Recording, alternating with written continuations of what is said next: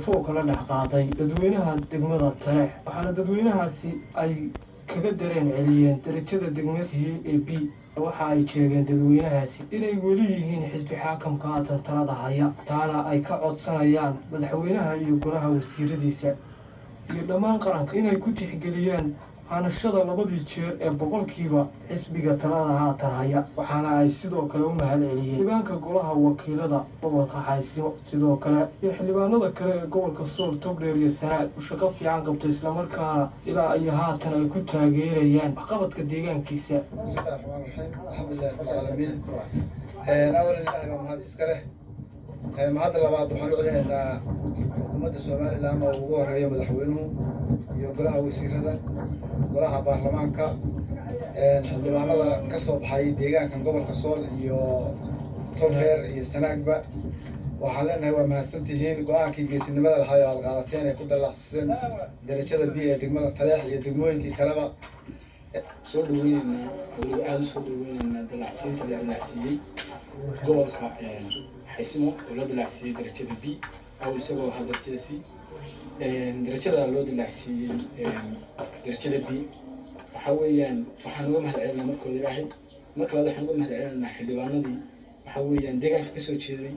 وهوشها وحويا سلاح قبل أنت ديوان كذا وها قرب حي وحويا هوشها سلوي أنو سلوي تن دقمة حلوان كي دقمة تلاح لقدرتي هذا ما هيدك شعبك محقق هاي قبل حيسمو درجة عاد ما نقول فرح سنة هاي وحويا درجة بيدا قلها وسيرة يحكمنا عاد ما نقول مهد عيننا حويا waxaan u mahadnaqayaa dowladda Soomaaliland madaxweynaha Muuse Biixi Cabdi golayaasha dowladda xildhibaanka golaha xil iyo soonkeedaba iyadoo xildhibaan ay soo doorteen reer Xaysimo oo codkooda ku yimi uu ugu horeeyo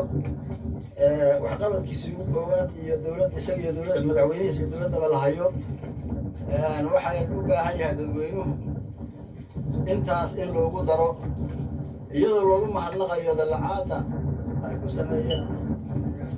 degmada Taleex xildhibaanku waa mahadsan yahay deegaanka ka soo baxay isagoo taxadiraya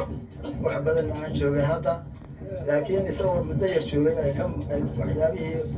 loo dooranayo wax qaybahood laga hayo markooda waxaan mahadcelinaynaa xildhibaanada laga soo doortay degmada Taleex sida ugu hagar baxay oo ugu dallacsiiyey degmada B iyo xildhibaanada kale ee golaha wakiilada aad bay iyo xukuumadda madaxweynaha taageersan tahay waan soo dhaweynaa aad baan soo dhaweynaa